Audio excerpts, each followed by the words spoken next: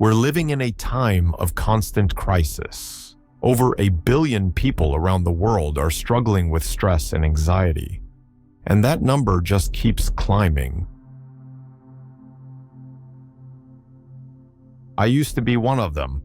Burnout hit me like a freight train. My work-life balance was completely out of whack, and anxiety became my shadow. It followed me everywhere I went. And I remember asking myself, why is it that some people crumble under the weight, while others somehow manage to keep standing tall? More importantly, how could I find my own way back to balance after hitting rock bottom? It all came to a head one Friday evening at work. I'd been grinding for weeks, 12-hour days, no breaks, running on coffee and adrenaline. That night, my boss stormed into the office. Furious about a project that hadn't met his impossible deadline, he laid into me in front of the entire team, voice raised, finger pointing. I stood there frozen, humiliated, and for the first time in my career, I couldn't form a single word in my defense. My chest tightened, my vision blurred, and I honestly thought I was about to collapse right there on the spot. That moment was my breaking point, not because of my boss. He was just the spark. The real problem was me. Months of ignoring the signals my body had been screaming, the pounding headaches, the racing heart at night, the constant exhaustion I brushed off as just being busy. Here's what I learned later. Stress doesn't disappear just because you try to outwork it. It piles up until it forces you to pay attention. Resilience isn't about... So instead of fighting it, I started listening. I treated stress not as an enemy to defeat, but as a signal, a warning light on the dashboard. That shift, as painful as it was, became the first step toward real recovery. After that breakdown at work, I knew something had to change. But here's the truth. I thought change meant a big, dramatic reset. You know, the kind of fantasy where you quit your job, disappear for a month-long vacation, and come back a brand new person. But life doesn't work like that. I still had bills to pay, responsibilities to handle, a family depending on me. I couldn't just vanish.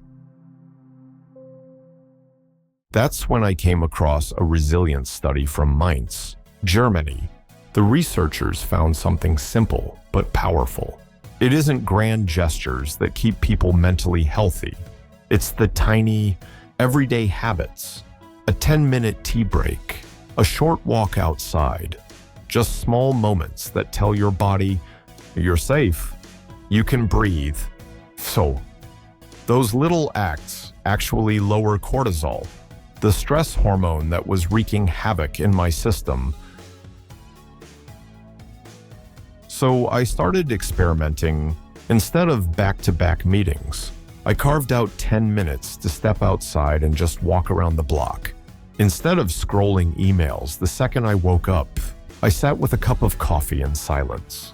At first, it felt silly, almost too small to matter, but over time, those mini breaks became anchors in my day. And here's the lesson. Balance isn't found in some big, once-a-year escape. It's built in the tiny choices we make every day. Those small habits became my way of keeping stress in check and slowly rebuilding my resilience. Those micro breaks helped, but my body still had its own story to tell. 2 weeks after the blow-up at work, I was sitting at my son's game, doing absolutely nothing, when my watch buzzed. Heart rate 128, my chest tightened, hands went cold, and the field started to swim a little. No drama, no deadline, Just me on a bleacher, and my body hitting the panic button. I ended up at urgent care, convinced something was seriously wrong. EKG, normal. Blood pressure, high but not scary. The doctor looked me in the eye and said, "This is what chronic stress does. Your system's been riding the gas pedal too long." Dum. He explained how stress hormones like cortisol keep the brain and heart on high alert, and how I needed tools that flip the switch the other way. So I tried something different, physiology first. Resonance breathing, 6 slow breaths a minute, longer exhale than inhale. I did 5 to 10 minutes in the evening. I could literally watch my pulse drop on my watch as my body shifted out of fight or flight. Interoceptive check-ins, 3 times a day, 30 seconds to scan head to toe and name what I felt. Tight chest, clenched jaw, heat in the face. Just labeling it took the edge off and kept the spiral from taking over. Caffeine curfew, hard stop after 2 p.m. My sleep depth improved, and my morning anxiety wasn't already waiting for me at the door. And for steady daytime energy, I added creatine 3T5 day. Not a magic pill, but it helped my mental clarity feel less on fumes. I cleared it with my doc first. Here's what landed for me. You can't heal your mind while ignoring your body. When I treated my heart, breath, and brain like a team, and listened when they yelled for a timeout, that's when the anxiety finally started to loosen its grip. After the scare at the ballgame, you'd think I would have leaned on the people closest to me, but I didn't. I slipped into what so many men my age fall into, silence. I told myself, be strong, handle it, don't burden anyone. Oh, so I kept my head down, plastered on a smile at work, and spent my evenings alone in the garage, pretending to fix things I didn't even care about. The truth I was hiding, and the more I hid, the louder the anxiety got. One night, it broke. My daughter knocked on the garage door and said softly, "Dad, you don't laugh anymore." Say, that line cut deeper than any panic attack ever did. It was my Luca moment, like in those families from the documentary, realizing too late what silence was stealing from me. So, for the first time, I called a buddy and admitted, I'm not okay. I sat down with my wife and told her about the heart scare, the sleepless nights, the way I felt like I was drowning. I expected judgment, maybe even disappointment. What I got instead was support, a friend checking in, a wife who didn't try to fix me, just listened, a family that wanted me present, not perfect. And the science makes sense. Researchers have shown that social connection actually lowers cortisol, boosts resilience, and protects mental health in the face of crisis. Here's the lesson. Connection is medicine. We think strength means carrying the weight alone. But the real strength is letting others in, because when you share the load, it gets lighter, and so does the anxiety. Funny enough, the moment that finally taught me about letting go didn't happen at work or even at home. It happened on the freeway. I was stuck in bumper-to-bumper traffic, late for a meeting I couldn't miss. Horns blaring, people cutting each other off. The kind of chaos that makes your blood boil. I gripped the wheel so tight my knuckles turned white. And then I looked over and saw this guy in the next lane. Same traffic, same gridlock, just drumming on his steering wheel, singing along to the radio like he didn't have a care in the world. Same situation, completely different reaction. That's when it hit me.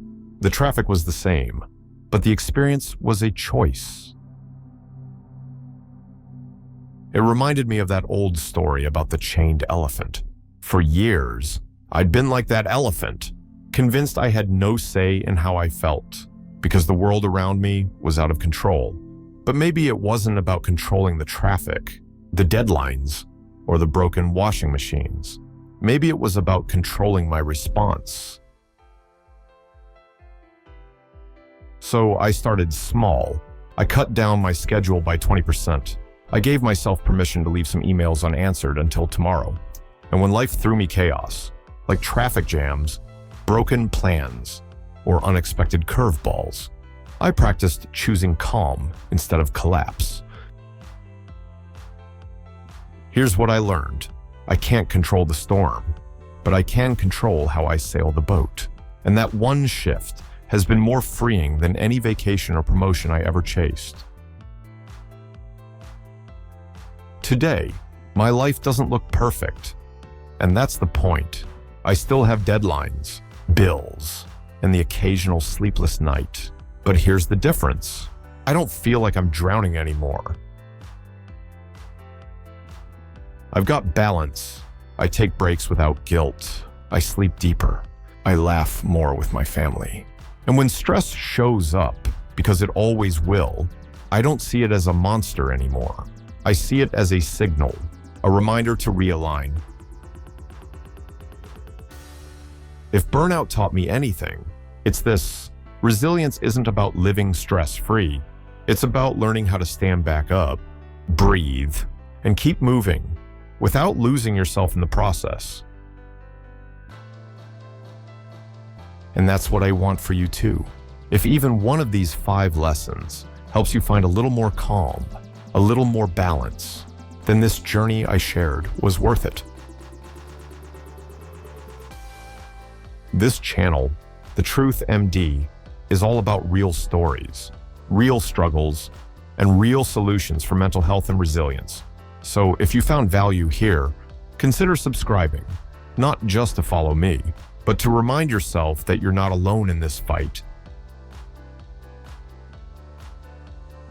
Because the truth is, life will never stop being messy, but with the right tools, the right mindset, and the right people around you, you can still create a life that feels whole, steady, and deeply worth living.